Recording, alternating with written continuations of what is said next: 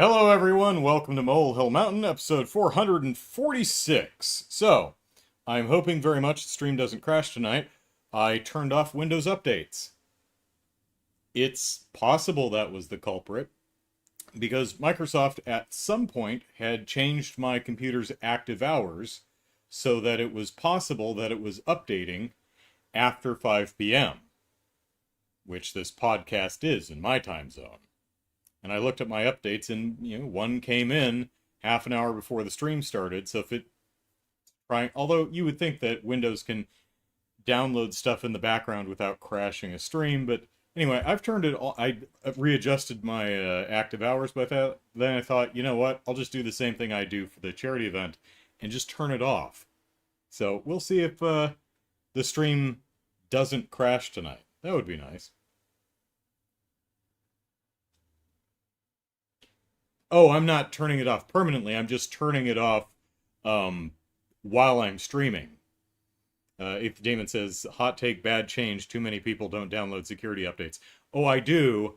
I'm just turning it off while I'm streaming so that the stream doesn't crash, if that is indeed the culprit. I'm trying to at least eliminate that. If the stream does the same, it does that, drop frames and then just disconnect, reconnect, we'll know it wasn't Windows Update.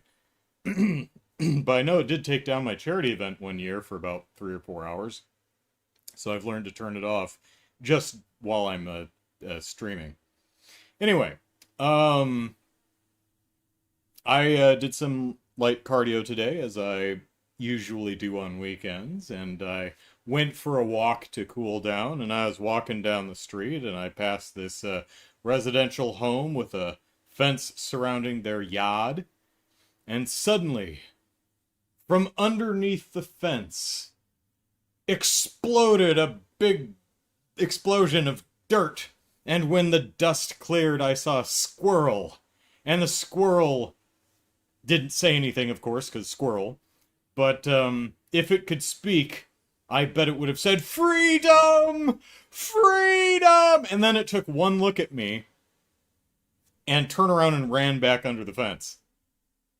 And I felt kind of bad, actually, because that little squirrel seemed to have really wanted to get out from that backyard and under the fence, to the point I've never seen such vociferous digging before, where it literally just exploded from under the fence. It's like, ha ha! Ah, the grass is greener on this side of the oh, horrible human! Screw this. The backyard's fine. Well. So, last week, before the stream before the stream dropped, I was talking about an anime that I watched on a whim called well, at least the localized version of the title is "My Mother and Stepmothers Aren't Wicked." It seems to be I did watch the trailer some months ago, and it appeared to be a riff on the Cinderella story. What if Cinderella goes and lives with her stepmama and stepsisters, but they're nice, actually? And I thought, okay, well, I like wholesome stuff. Very wholesome guy, don't you know? So, it came out a couple of weeks ago, so I watched the first episode, and after about 5 minutes, I realized this show has one joke, and one joke only. And that is the premise of the show.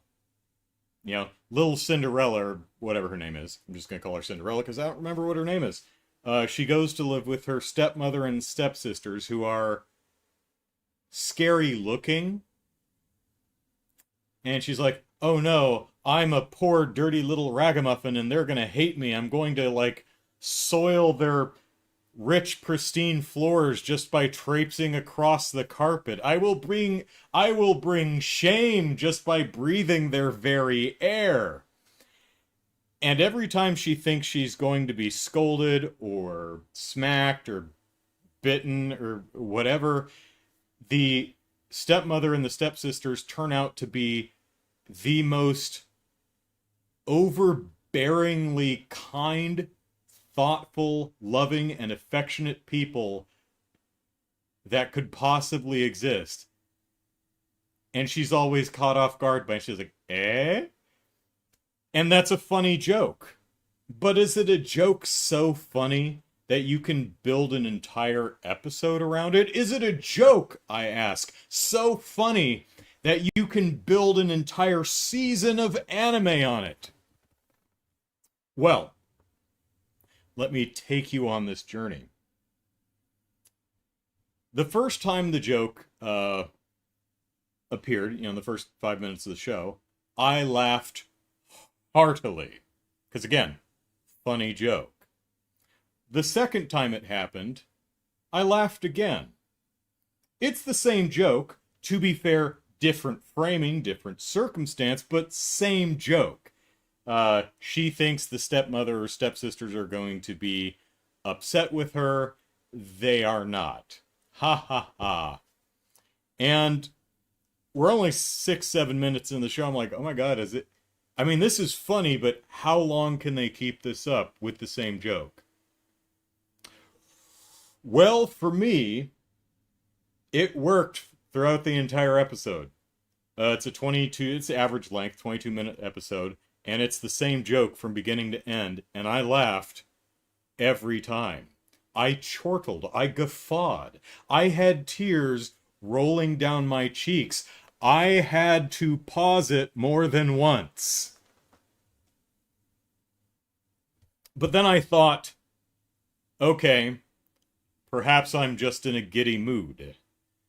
Surely they can't keep this up for the entire season. So the next week I watched episode 2.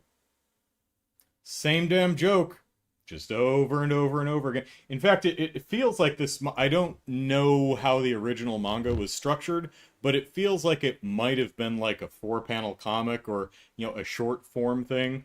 Like it was a short form comic just published weekly in a newspaper or something. Because it's the same damn joke.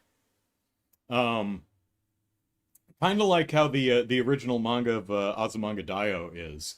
That's a 4-panel comic. This may have been too. But anyway, yeah, same joke, and I still laughed. I still had tears. I don't know if they can, they've only aired 2 episodes so far. No idea how many episodes are in the series. I didn't look it up. But, then I recalled, I'm a fan of, movies like, The Lost Skeleton of Cadavra.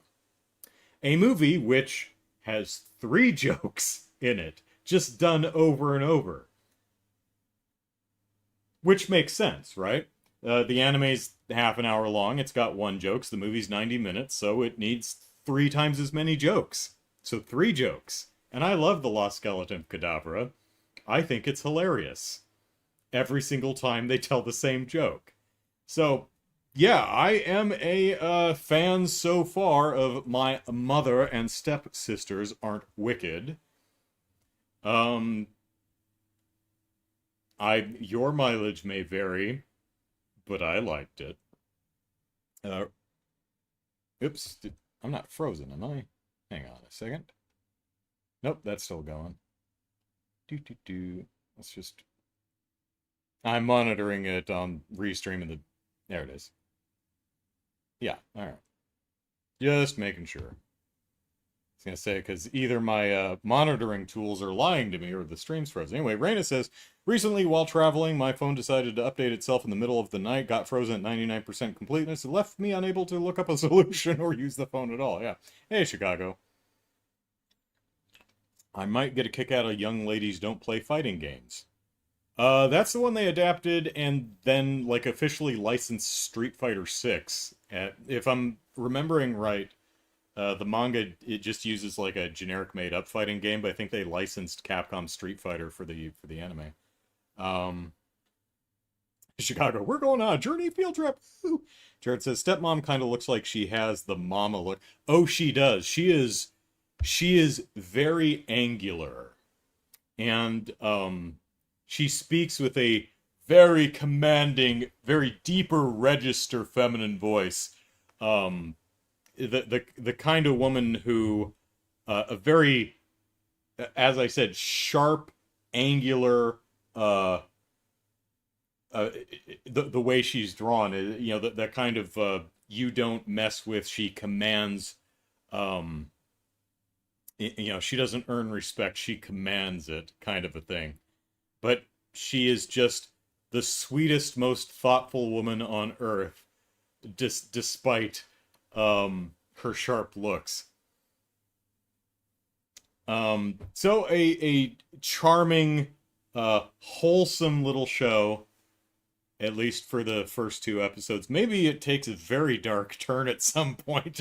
Anime does that occasionally, which is one of the reasons I do like cartoons from that geographical location, because unlike American animation, Japanese animation sometimes will throw you a curveball that you were not expecting. Not always like narratively successfully or satisfying, but it's like, huh, that don't work at all, but I did not expect that. And then sometimes it works. So, ugh. Ugh. So anyway, My Stepmother and Stepsisters aren't wicked. I'd be very curious to know what the original title is. I could look it up, but I'll probably forget and never bother. Might also like Jadugar, a witch in Mongolia. Okay. I've been meaning to, for the past several months, I've been meaning to count how many anime in like the last 2 or 3 years have had witch in the title. There's a bunch of them. Jadugar, a witch. Oops, that's not how you spell witch. Witch in Mongolia. Curveball, you say? Cough, cough, Madoka Magica. Yeah. Usually, most of the time, if it's a particularly significant tonal switch, it's usually like the end of the first episode. Or in the first episode. It's rare that something like huge, like it gets gory, or someone dies, or it's like, oh, torture. Yeah, oh, okay, wasn't expecting that. Oh, we're getting real now. And it happens at like episode 12, and it's like, this was very wholesome. I was sharing this with young children. I regret my life decisions now because they're all crying. Uh, oh man, it is warm. Uh, that'd be. I wonder if maybe I'll make a list of anime that I've seen that have thrown some type of narrative or tonal curveball. Uh, that'd be very spoilerish, though. The problem with doing a list like that is if you, even if you don't spoil what the twist is, if you know there is a twist, you can usually figure out what it's gonna be. um, all right, so I would like to talk about Rhythm Heaven Groove. I bought Rhythm Heaven Groove, and I had a very awkward relationship with the demo. I think I might have been in a bit of a bad mood. But I've always been a fan of the Rhythm Heaven franchise, so I bought Groove. It's only $40. And while I'm pretty comfortable ranking it on the bottom of the games I've played, and I've played the DS one, the Wii one, Fever. I didn't play Megamix, which I think was on the 3DS. So I've played 3, and I think it's my least favorite. That doesn't mean it's bad, but hang on, let me turn I have my Switch sitting in front of me so that I can so that are we not gonna turn on? There we go. All right. just to remind myself of what the games are. So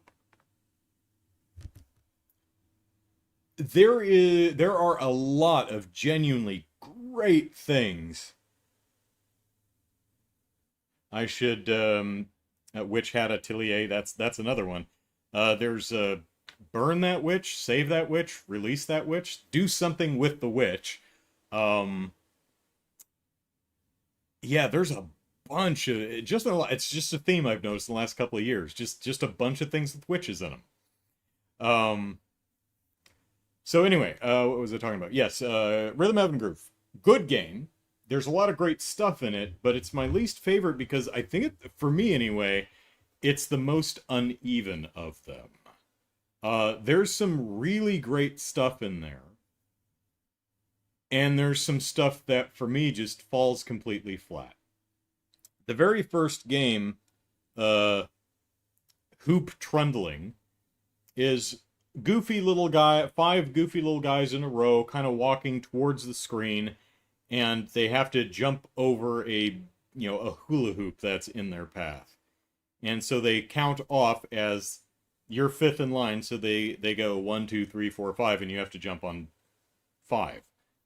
That's it.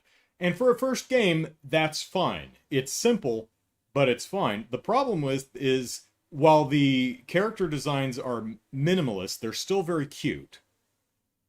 But they're kind of walking around in an empty void, and it's visually very boring. And unlike most Rhythm Heaven games, there's no build. Usually these games, even though they can be very simple, they'll usually like just kind of build to some sort of climax. If you've seen the karaoke games in the Yakuza slash Like a Dragon games, usually how it works is Kiryu or whoever the protagonist at the time is will be standing on stage singing their song, and that's perfectly funny. But as long as you do well, halfway through the song, it will move into some kind of music video, right? It doesn't just have Kiryu standing on stage clapping throughout the entire song. That would be a little dull. It moves on into some type of music video. The Rhythm Heaven games generally have the same kind of build, but some of the games in here just don't really. The second game, what's it called? Brawly Good Show.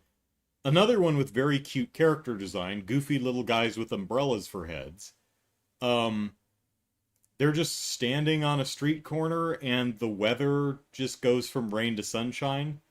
There isn't like a build. You expect something to happen. Godzilla walks by, something, the building falls over, anything. It hails, lightning strikes, something, but there's just nothing. Another thing that bothers me is sometimes in the Rhythm Heaven games, when you miss a beat or are not completely on the rhythm, the characters next to you will like give you a side eye, and it's really charming and it's really funny. But in some of these games, it's so subtle it's almost non-existent. The first time I played the Brawly Good Show, I thought, oh shit, I just got a perfect first time out. And then I didn't get a perfect. I'm like, but there was no sound cue, there was no disgusted look from the person sitting next to me. I played the game a second time and looked more closely, and the guy standing next to you does slightly cock his eyebrow and look askance at you, but it's really hard to notice. A lot of the other games do a solid job at that, but like that game doesn't. The next game in the lineup, Disc Dog, which is a fantastic one. It's a lady throwing frisbee and you have to catch it on beat 7, which can be difficult because she doesn't always throw on beat 1. This is a cool one. Mechanically, it's very cool, except it's visually kind of boring because it's just standing out in an empty space. It's not very interesting. Now, this one does go a little bit further than some of the other games in that, like, a giant fish floats by in the sky at some point, which is kind of weird, and there are camera moves and stuff, which makes it visually more interesting. But a couple things strike me about this one, and also one of the best songs in the game so far. It's a really good tune. Um, the character's chucking the frisbee at her. She looks, from a design standpoint, she looks unfinished. Um, from neck down, she's a gray silhouette, and I'm sure that was a creative choice, but it looks like temporary art. It looks like they just didn't finish designing the character. Weird. Also, as in many games, your dog that jumps up to catch the frisbee has a little companion dog standing next to him who does absolutely nothing except mimic your jump. Doesn't change expression, doesn't look at you cross. I mean, she gets a kind of a look if you miss the frisbee, but this little dog just doesn't do anything. It's really weird. Um, let's see. Uh, Another thing I have a problem with. Oh, the fruit flex one. This is a fun one. You have a guy who stands with his back to the camera like this, and he's flexing his muscles to bounce fruit off of his biceps as the fruit goes by, and different fruit is different timing. Cool. Halfway through the video, it switches around so he's facing front, and you can see the crowd behind him all cheering him on. It's an escalation. It climaxes. It's great. It's a build to something, to a finale. The second version of Fruit Flex just doesn't do that at all. It's so weird. The second version of Disc Dog, which, as I said, Disc Dog has one of my favorite songs in the game so far. The second one is so bad it's like almost non-existent. It's almost ambient. Um,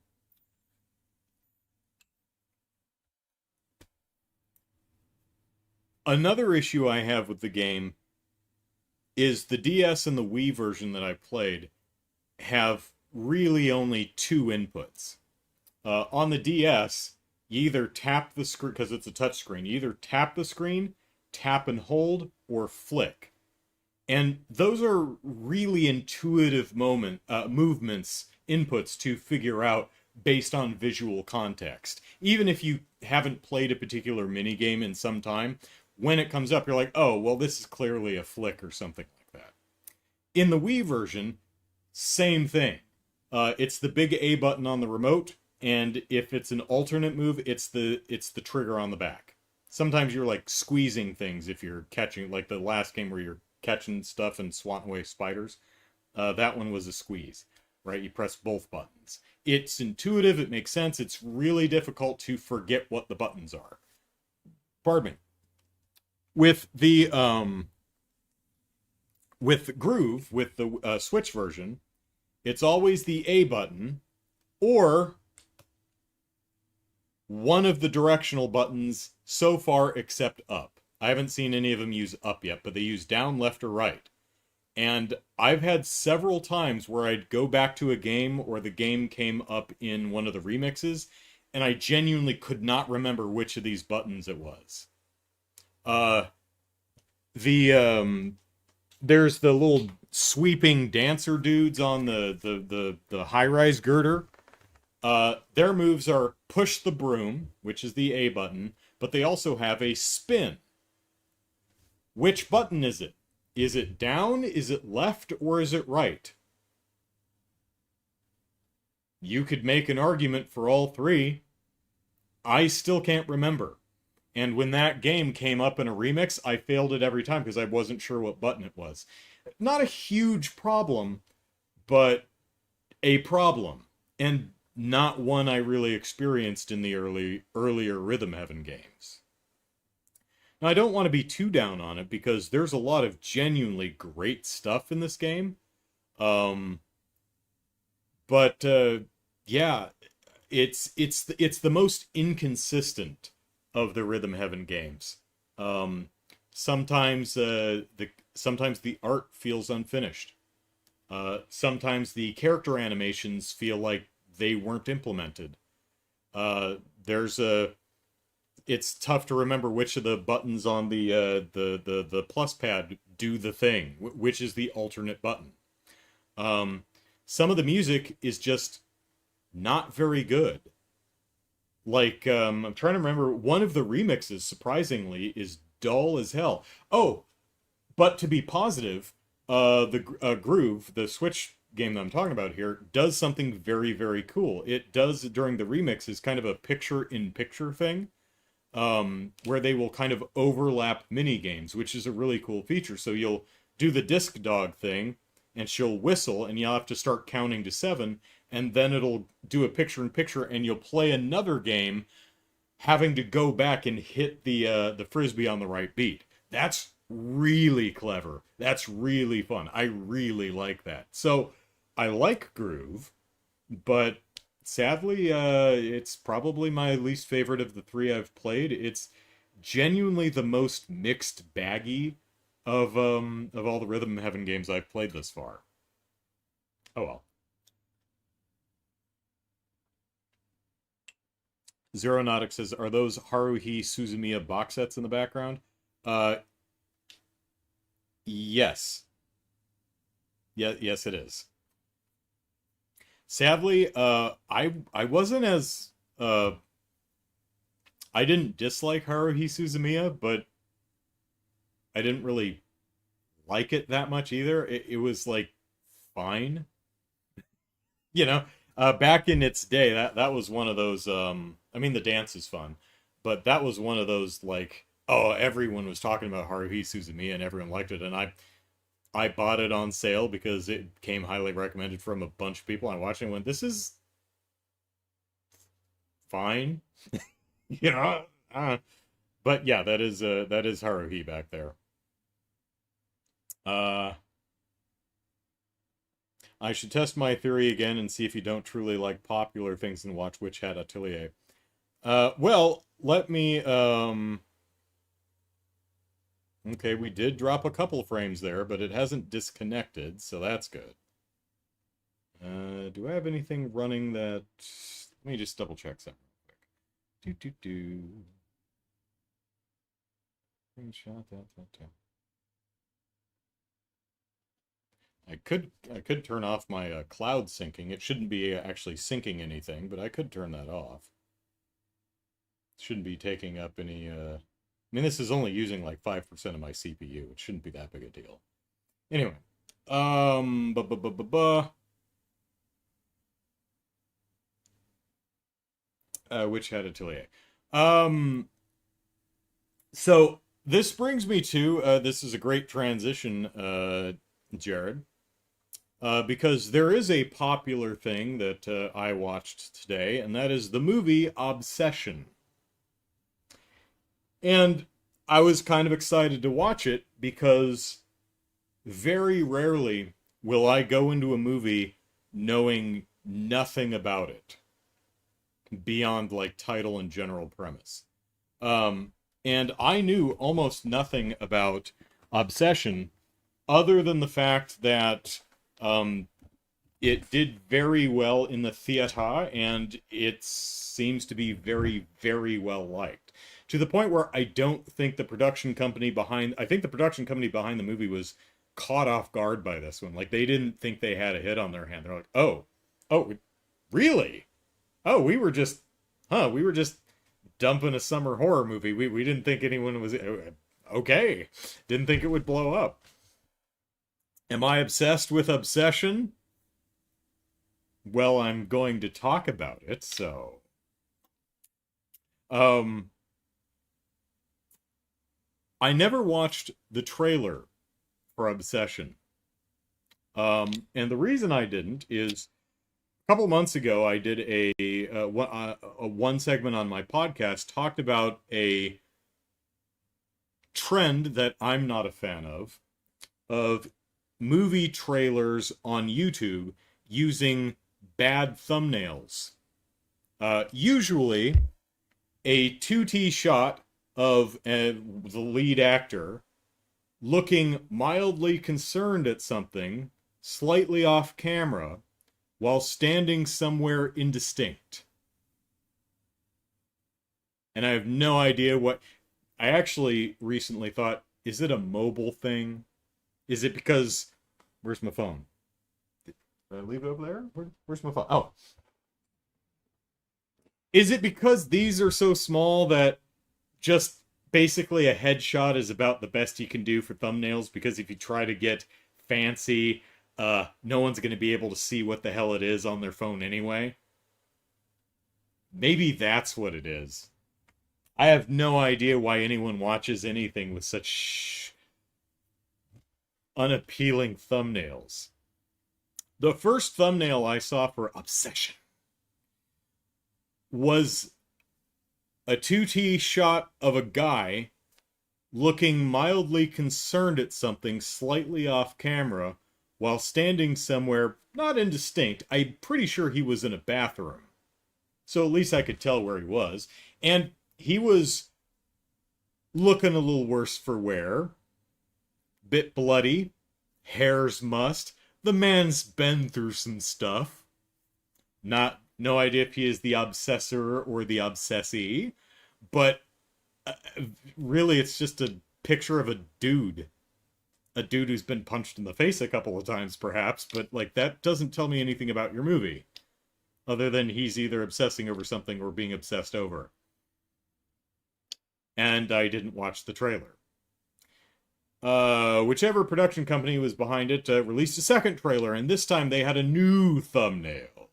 And they went minimalist. Black screen. Title treatment.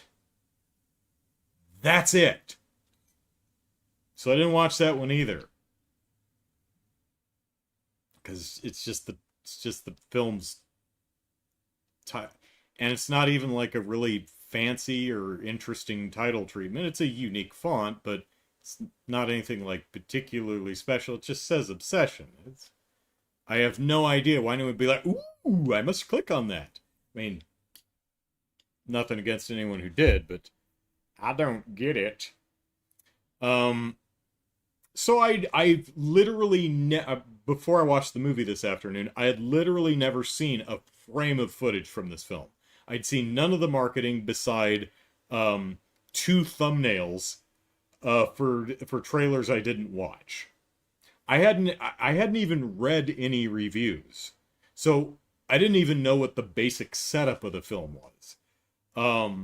So I went into this afternoon about as blind as I ever do for any movie, which is always a fun experience. I watched it just because popular. I didn't know anything about the movie. I just heard a lot of people liked it. I'm like, well, I mean, if it's good, it's good. And so I watched it, and you know what? It's fine. It's fine. It is fine. It's not bad. Not at all. Is it great? I don't think so. Is it good? Would I recommend it? I mean, if you came to me and asked me if you'd enjoy it, and I knew something about your taste, I'd say, oh, yeah, sure, give it a watch.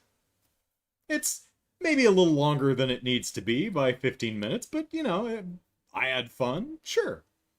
Yeah, I don't think it's anything I'd ever be like, you know, where I put my phone still over there, and like ring up my sister, Kelly, you gotta see Obsession. It's good. No. It's fine. Again, not bad. It's fine. Congrats to all who worked on it, except for if anyone on the production team is an asshole, then middle fingers all around. It's fine. There's a lot of genuinely great stuff, not one or two, plenty of genuinely great moments in this film. There's a lot of really clever film craft going on. From writing and blocking, cinematography, lighting especially. They do some really fun things with lighting. I'm particularly impressed with a lot of the editing in this movie. This is a film that is comfortable just sitting in discomfort for a while. You know, just letting things sit. and allowing the characters to squirm uncomfortably. Not a lot of movies, not a lot of editors will allow a modern movie to do that. They're like, "Ah, let's let's chop this down to 30 minutes so we can squeeze another couple showings into its theatrical run," kind of a thing, right? But no, this movie and a really great central performance. Um, so yeah, did I like the movie? Yeah, I thought it was just fine.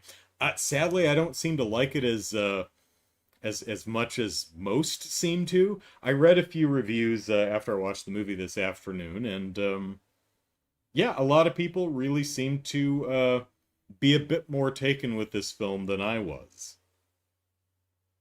Um, I mentioned earlier that I think this movie caught the producers off guard with its success. And one of the reasons I say that is because the film is called Obsession. I think there's a good chance that if the production company behind this film thought they had a particularly franchisable hit on their hands, they probably would not have called it Obsession.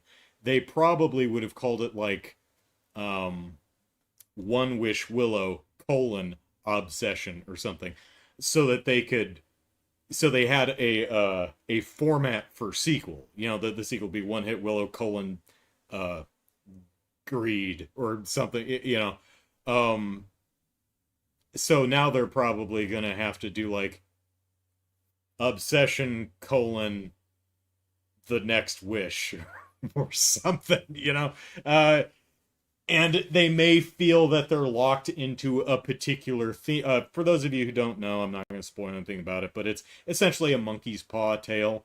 Someone makes a wish, it doesn't turn out the way they expect it to. Uh, I was correct in my assumption that the movie is about someone obsessed with someone else. Not just something else, but someone. Prediction. Um, my favorite part of the movie, or well, at least the part that made me laugh the hardest, is there's a scene in the movie where the cast is at a house party, and our obsessor and obsessee are sitting opposite one another with several other friends, and they're playing a almost truth or dare themed version of Jenga, where they pull blocks out of a Jenga tower, and I have no idea if there's a rule about if the tower falls over, but there's a like a dare or something written on the block, and the obsessee reads his block, and he says, "Kiss the person to your left." Well, the person to his immediate left is not his obsessor. It is some other lady. And it's like, and it at this point in the movie, we all know that this is not going to go well.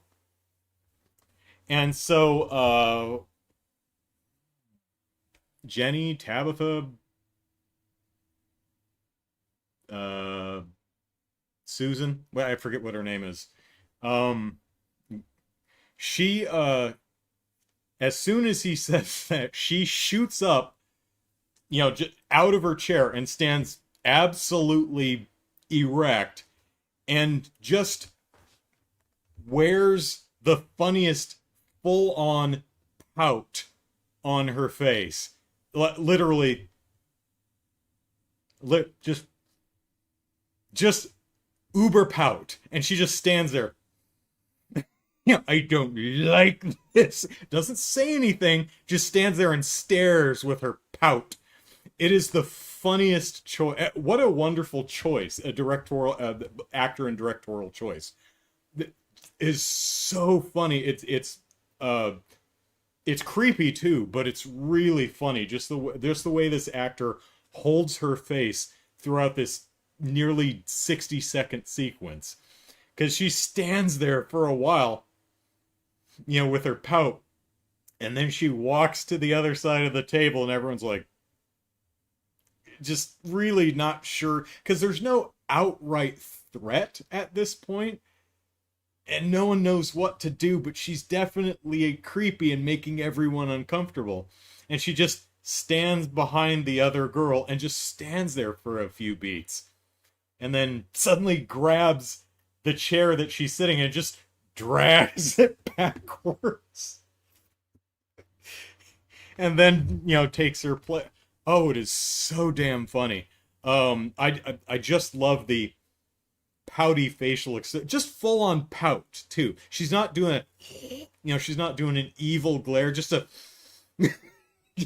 full on pout. Hilarious, wonderful choice. I loved it. A lot of really good stuff in the film. I didn't find it to be more than the sum of its parts. Many great parts, but overall I came out of the film, I enjoyed it. I not gonna go singing its praises from the mountaintops or anything, but Obsession, it was fine. Pouting like a child about to throw a tantrum, yes, exactly, is exactly, I mean, full on, that just exaggerated downturned mouth in front, not even, not malicious, not threatening, very childish. Like, oh, Lindy, hey, Lindy.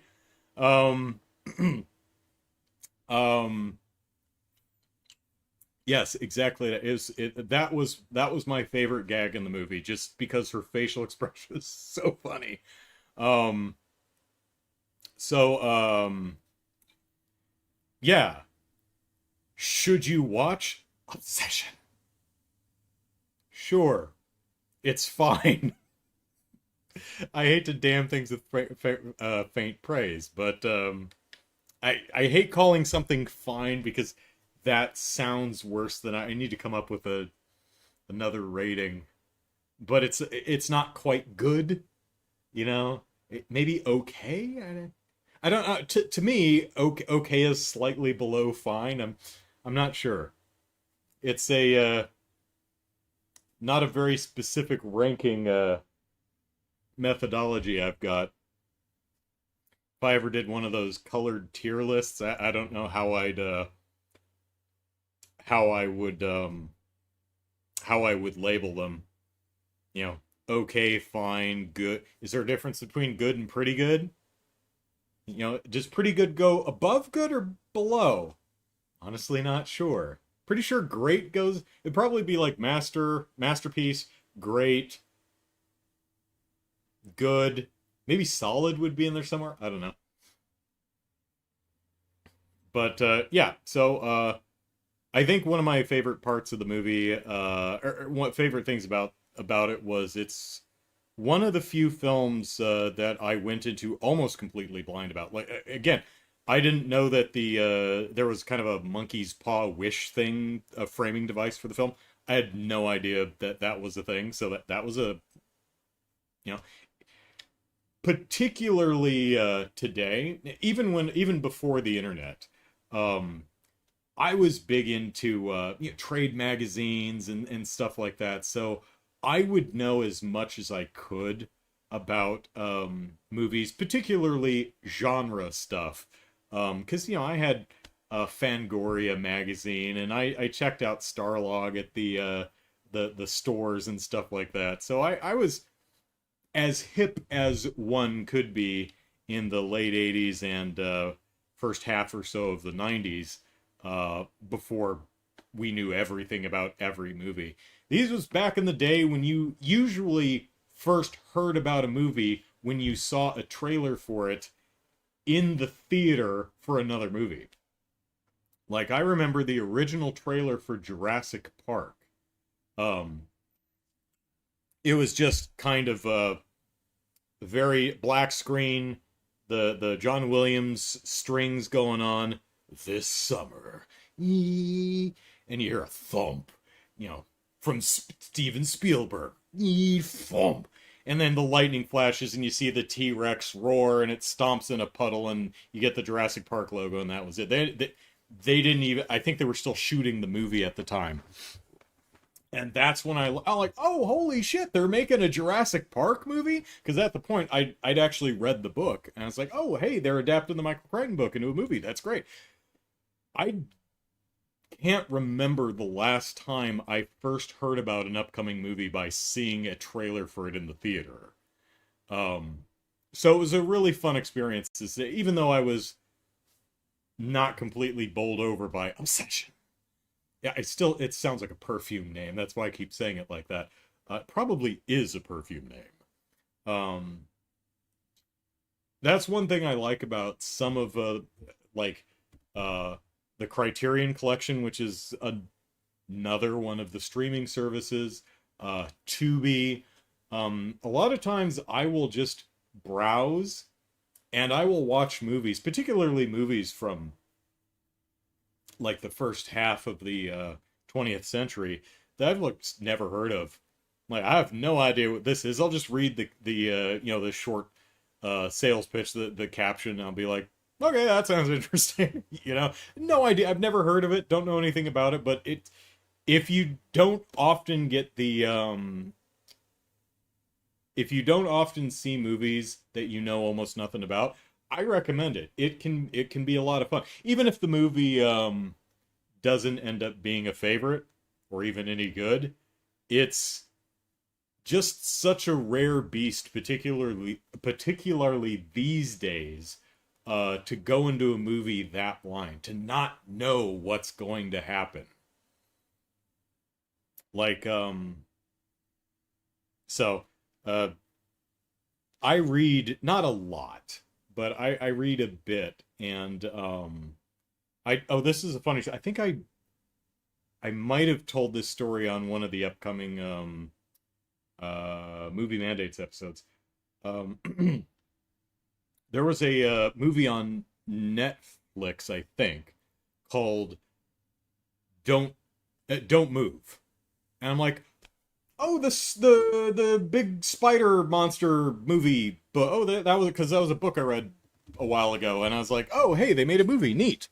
Um, and I looked in and I watched the trailer for it and went, oh no, this is about a woman who gets like paralyzed. A guy like a serial killer poisons her and she gets paralyzed and she has to escape a serial killer. Don't move. She can't move because she's been paralyzed by poison and she has to escape a slasher killer dude or something. I'm like, oh, it's not the giant spider monster book movie. It's just another movie called Don't Move. Oh, well, okay. Literally, definitely, I feel like it was like later that day, but it was probably just like that week. I read on one of the horror movie entertainment blogs that they're adapting that book into a movie. I'm like, oh, well, holy biscuits. What do you know? And in fact, that trailer just came out this week, I think. Um, and it looks like it could be pretty cool. It's a bunch of people go out into the woods. There's a big spider monster, and it eats them. It's okay. It's what I really remember about the book is it has a hell of an opening. It has a um very ambitious Final Destination like opening. Um, it's a big set piece cold open kind of a thing. And when I heard they were doing a movie, I was like, how are they going to do something on that scale and do it justice? Because that seems like it would be really expensive. And I don't imagine that they're going to, the giant spider monster in the woods book is going to have that large of a budget. So the trailer shows a couple of clips from that opening disaster. So I'm very interested to see how they handle that opening sequence. Um, also, there's a spider monster that eats people, so I'm happy to watch it for that too. Speaking of eating, I've actually managed. It's weird that's like the second book um, in recent this year that got adapted into a movie. Usually, rarely do I ever read a book before the movie's made. Um, that's pretty rare. It happened with Jurassic Park. I read that before they made the movie. Um, this Don't Move was one. A Good Omens. That was actually adapted into a television show, but I remember when that was announced. I'm like, oh yeah, I've read that. How about that? Whale Fall. That's another one I saw a trailer for. That one I actually read because I had heard they were making a movie like a year ago. They're like, oh, the big book that everybody's talking about. I hadn't heard. No one told me about it. I hadn't heard of it. Um, it's like, oh, the whale fall book. It was huge, and they're making a movie. It's about a guy who gets eaten by a whale. I'm like, oh, well, okay. My library had it, so I read it and went, oh yeah, that could be a fun movie. Here we are a year some later, and the trailer came out several weeks ago, and it does one of those marketing things that I really admire. Um, it just shows a clip from the movie. It essentially shows what looks to be a pared down, but basically the sequence where the guy gets swallowed by the whale. And boy, it's a butt clenching sequence. It's really well done. Um, oh, what did I think of the book? It's fine. Yeah, it's actually didn't care for the book that much. Um, like, uh, I found its I found its metaphors a little on the nose.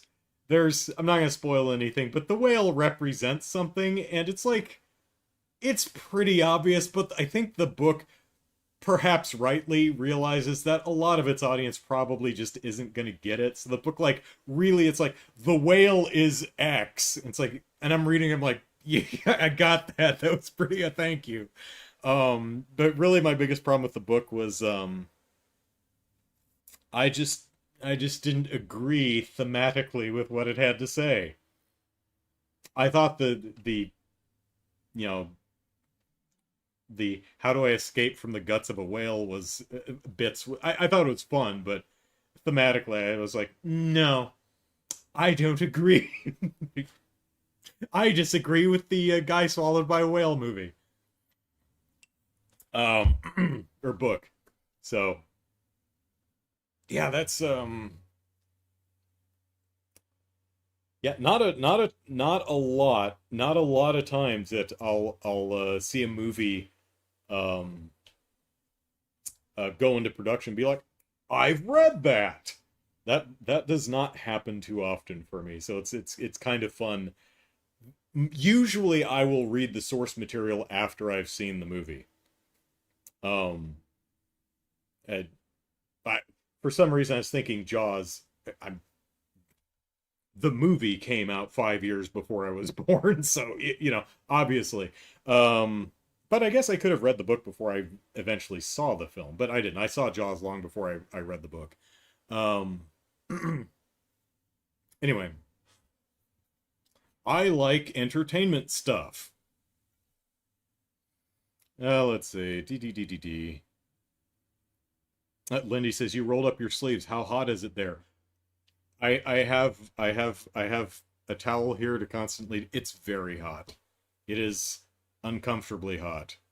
Um, it has to be pretty hot for me to roll up my sleeves. Because I'm pretty shy. I like, skin on my face is fine, hands are fine, but anything like above the wrists or below the neck, I'm just not particularly comfortable with. It has to be really insane. I have to be really uncomfortable. Like when I went to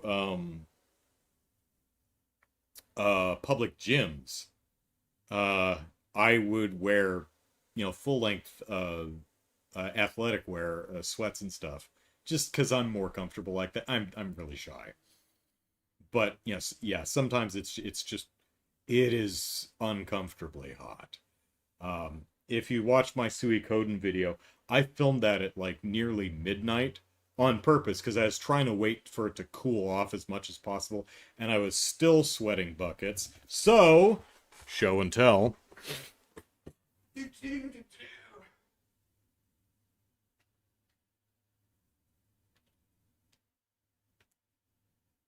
So I consulted with my very knowledgeable sister on what makeup I should buy, and there's the focus, on what makeup I should buy that I can hopefully not sweat buckets in HD while I'm filming videos during the summer. So I'm going to do some makeup tests next week, and hopefully that will allow me to film for an hour without just pouring sweat.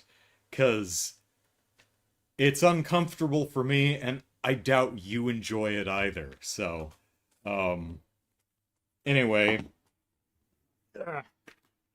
thanks to my sister for helping me out there. Hopefully this is the correct. Hopefully this matches my skin tone because I bought it online. I probably should have gone into a makeup store. I forget what it's. There's one right next to Trader Joe's. I could have gone in there to guarantee I got something that was the correct skin tone, but I didn't feel like it. I was just like, I know what I need to buy. I'm just gonna. I mean, it's like $6 or something. If it's the wrong shade, I can just get another one. It's not that big a deal. Anyway, so hopefully less sweaty Andrew videos are in your future. And I also have sensitive skin. Hopefully it doesn't like I don't burst out into a rash or something. I've done a lot of theater work, stage work, so I've worn a lot of different makeups over the years, and I've never had a bad reaction to it. So, and I've done some roles that required some pretty heavy makeup. And I've never had any skin problems. Um, I do get, sensitive skin when I shave, but I've never had a problem with makeup, so probably not going to be a problem, but you never know. Jurassic Park ripped Sam Neill. Yeah, Sam Neill just passed away in the last week, I think. Yeah. Big old bummer there. Ethan says, I'm just a 50 American living in the hell on earth that is Florida with my AC blasting. I went to Florida once on a business trip like 20 years ago. I forget where exactly in Florida I was, but this was early June, I think. And I was there for like 4 or 5 days, and I was near Busch Gardens. So if there's only one Busch Gardens theme park in Florida, that's geographically where in Florida I was. Um, it was I lived in Phoenix for like 20 years. Born in California, parents got divorced. Mom's family is in Arizona, so we moved out there when I was 5. And so I lived in Phoenix from about 5 years old to 25 years old. So I've been in extreme heat before. Florida for me was worse. Well, it was only like 90 degrees instead of 100 teens or 120. It was like 80 some percent humidity. Um, I saw a couple people vomit from heat stroke just wandering around outside. It was miserable. Oh, it was so terrible. I don't I don't want to go back there just because of the weather. So yeah, I hear you. Would a ceiling type fan help with the air circulation? I do have a little fan right there. This thing, that's helping a bit. Um, so I do have fans that, and I do occasionally, I have another radial fan in my bedroom that points at my bed. A lot of times I do haul it out here and have it sitting right here, and I sit between the fans. So yeah, it's yep, summers, man. Tampa. Okay, I was in Tampa. Okay, that sounds right. So All right. Well, the stream did not crash. That's nice. So, last thing, pardon me. Last thing, the Extra Life charity event is Saturday, November 7th. I plenty of time. We're months away, but my sister and I have started planning. The page is live. I don't have it written yet, so don't worry about it. But I thought I'd share some early things. The main game, subject to change, of course, but the main game we're going to be playing is Subnautica.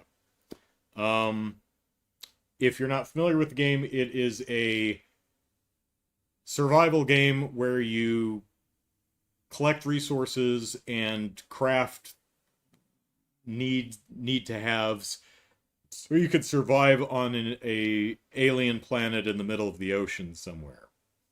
Very cool game, a lot of fun. What what I think is going to be particularly fun is Kelly, unless something happens, Kelly will be here and I'll try to keep us alive, keep us hydrated, keep us fed, and keep us away from the Reaper shark fish, the fishies who want to eat us, our more ornery fishy neighbors. And she will help us design and lay out and build a proper, awesome Fabu base. And if you've seen Kelly's islands in Animal Crossing, I think she's going to be able to help us build a very cool Subnautica base. So, looking forward to that. As far as like the active game or After Dark, don't know yet. Uh, we're also playing around with an idea of eating all kinds of seafood, um, as would be appropriate for Subnautica. So everything from like, maybe fish, but anything like Swedish fish, goldfish crackers, kelp or seaweed treats. Uh, I suggested otter pops because otters have something to do with the water, even if the food product doesn't. I mean, well, it's mostly water, so that works. Um, my sister suggested for dinner like squid ink pasta. And I was like, yeah, and we could put shrimp or, seafood mix in there. And then she's like, ooh, shells for the pasta. I'm like, genius. We don't have to do dumb stuff like that, but it's fun. And then we could just wash it all down with cod liver oil. Okay, no, we are not doing that. Fish food ice cream. Yes. Yes, I like the way I think. So, water, water everywhere, not a drop to drink, unless you grab those pink heart-shaped the bladder fish. I think is, I think that's the water source in Subnautica, right? The bladder fish. Um, when you're not streaming, you really do need to use that window unit. Yeah. The problem is, they replaced that window. They replaced that window and put it on the other way, so I'd have to feed the hose across my work area to get it to go out the window, and uh, also it is insanely expensive to run that damn thing, and electricity bill is nearly tripled in the last couple of years. Used to be about $35 to $40. Now it's routinely about 120. However, I just got word from my landlord this week that we're putting up solar panels. So he said that could cut 10% off your power bill. And I was thinking, are you putting up one solar panel? What are you doing? But, saving $12 is better than saving no bucks. So, you know, I'll take it. Uh, Takoyaki. I actually have not had that. That is something that's on my list. I was also thinking taiyaki. It could be like maybe we could do a taiyaki breakfast, like fill that little fish waffle cake thing with omelet stuff, eggs and bacon and stuff. but I'd have to buy one of those, basically a taiyaki waffle iron, and that might be going a bit too far. I actually looked around at my various shopping haunts, and Trader Joe's or Sprouts, one of them has a taiyaki, it's cream filled or custard filled. And it seems more like a dessert than a breakfast or anything, but it might be worth looking at. But I also have a bunch of Japanese markets in the area, so we're still like 3 months away, 3.5 months away, so plenty of time. But yeah, if you have any seafood suggestions, hit me up on social media or the comments or whatever. I have a running list. So yeah, that's it. The stream didn't crash, so I'll keep turning off Windows updates for the podcast for the next couple of weeks. And if the stream doesn't crash anymore, then that's likely what the problem was. Lindy says taiyaki is a dessert, usually red bean paste. Yeah, that's my understanding. It's though you can put anything in it. Yeah, it's what was it? Anko, I think. But yeah, I don't. That's such a common. No. I bought a Anko. I almost made an obscene gesture to try and mime what it was. I'm not going to make the gesture. It was a popsicle. Now, think about how you might physically mime a popsicle, and then be thankful that I thought not to do that gesture on camera and stream it to you lovely people. Lindy says, I like mine with ice cream. The squid version. Oh, the takoyaki. Yeah, that's a squid ball. So I imagine it has bits of other stuff in it too, but yeah, but taiyaki's the breaded fish-looking thing with usually the red bean paste in it. So yeah, I think the only time I had red bean paste was in popsicle form, and it was flavorful, but it was weird because it had chunks of bean in it, and it was a popsicle. It's like, this is such a weird texture for a popsicle to have little bits of bean.